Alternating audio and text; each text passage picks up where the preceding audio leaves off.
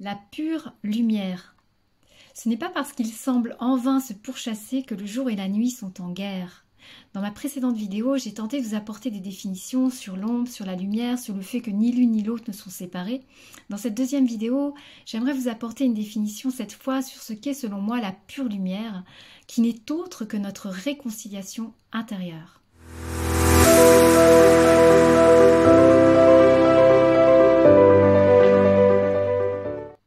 Alors bienvenue sur ma chaîne, pour ceux qui ne me connaissent pas, je m'appelle Karine, je suis écrivain, coach, thérapeute spirituel et je vous accompagne à réaliser vos rêves. Si vous passez par ici, si vous trouvez de la valeur ajoutée dans mes contenus, alors n'hésitez pas, abonnez-vous, likez, partagez, commentez, cela nous aidera à co-construire ensemble cette communauté de visionnaires et de rêveurs qui me tient à cœur. Alors on a vu dans la précédente vidéo cette notion d'ombre et de lumière et cette importance à trouver un équilibre intérieur. La recherche de cet équilibre va conduire l'individu à un chemin initiatique et spirituel, ce dont je parlais dans la précédente vidéo. Et ce qui favorise le développement spirituel de l'être, ça va être justement de travailler sur les oppositions apparentes et les paradoxes apparents entre son ombre et sa lumière. Donc, pour tous autant qu'on est, le travail va consister à percevoir les points positifs de notre ombre, soit les points positifs de nos défauts, et les points négatifs de notre lumière, c'est-à-dire les points négatifs de nos qualités. Ça fera l'occasion d'une prochaine vidéo pour donner des exemples et apprendre à faire ce travail sur soi. Donc le travail sur soi consiste à réconcilier ombre et lumière en soi. Ce qui revient finalement à réconcilier, et je l'ai déjà exprimé, mon masculin et mon féminin.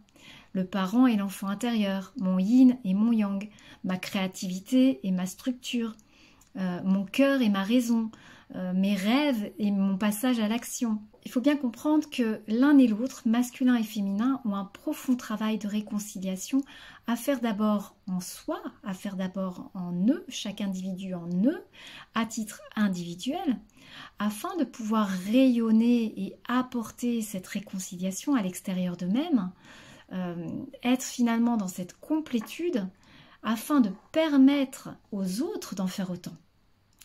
Et donc dans l'idée de rayonner, il ne s'agit plus ici du rayonnement unique en société de mon petit ego blessé très yang, mais plutôt de s'autoriser à le faire pour quelque chose de bien plus grand que moi. Il s'agit de rayonner au nom d'un collectif, il s'agit de servir un collectif et il s'agit de permettre au collectif de se déployer à son tour. Si la part la plus importante en soi est celle du yang, j'en avais déjà parlé, elle sera amenée à devoir se réconcilier avec son ombre. Si au contraire la part la plus importante, celle qui prend le plus de place dans ma vie, est celle du yin, alors elle sera amenée à se réconcilier avec sa lumière. Ainsi, il est important d'identifier quelle est la part en moi, masculin, féminin, yang-yin, qui prend le plus de place, qui prend cette place prépondérante dans mon existence au détriment de l'autre, qui prend trop de place dans ma vie au détriment de mes comportements sains, dans mes relations, dans mes émotions, dans mes dépendances, mes déviances, mon quotidien. Jung, dans ses travaux, nous expliquait que la santé psychologique humaine consiste finalement à maintenir un équilibre, un juste équilibre psychique entre l'ego idéal, ou persona, ou lumière, et l'ombre inconsciente de l'être. Donc cette notion est loin d'être nouvelle. Et tout le travail spirituel consiste à concilier les dualités rencontrées au cours de son existence. C'est ce qui nous amène à cette notion dont j'ai parlé dans l'introduction de pure lumière, c'est-à-dire la réconciliation en conscience de toutes nos parts divines, parce qu'on va appeler finalement le soi divin, ou l'âme, ou le Dieu intérieur, peu importe.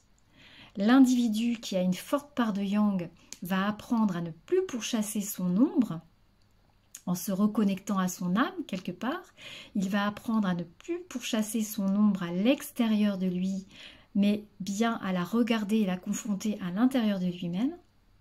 Et l'individu qui a une forte part de yin va apprendre à ne plus fuir sa lumière à l'extérieur pour apprendre à la regarder à l'intérieur de lui-même. Ainsi se réconcilie le couple sacré.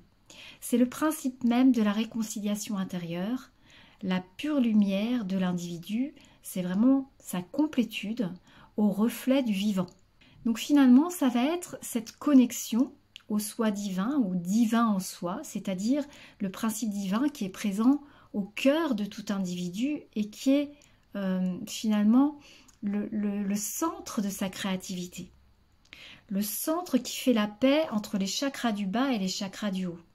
Les chakras du bas qui sont davantage liés à la matière, dont le chakra sacré qui va permettre de passer d'une sexualité pervertie à une sexualité sacrée, et puis les chakras du haut qui sont beaucoup plus connectés au ciel.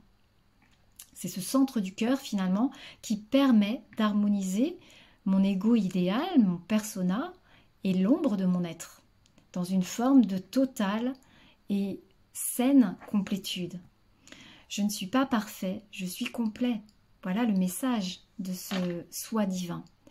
Dès lors que l'individu est arrivé à une forme de maturité, et encore une fois là c'est chacun à son rythme, il n'y a pas d'exigence de timing si ce n'est celle qu'il y a dans mon mental, mais le timing divin est toujours juste, alors le soi divin ou le centre de créativité de l'individu intervient naturellement, j'ai envie de dire, c'est vraiment la force de vie, l'élan de vie qui va réorganiser, réharmoniser les éléments psychiques de l'individu qui ont été jusque-là en conflit. Il y a une harmonisation naturelle du déséquilibre existant, masculin et féminin. Le centre de créativité de l'être offre à l'individu une réconciliation des forces opposées qui opèrent pour lui permettre d'atteindre sa complétude. Donc vous l'aurez compris, il s'agit là d'un processus spirituel qui se met en place dès lors que l'individu est prêt, dès lors que l'individu touche une certaine forme d'humilité, de vulnérabilité, de sensibilité en lui, qu'il reconnecte cette part-là, et c'est alors qu'on va parler de crucifixion.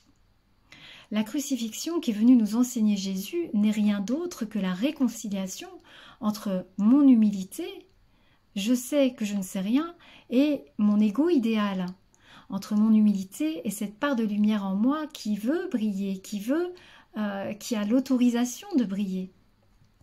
Et ce centre de créativité, c'est la foi.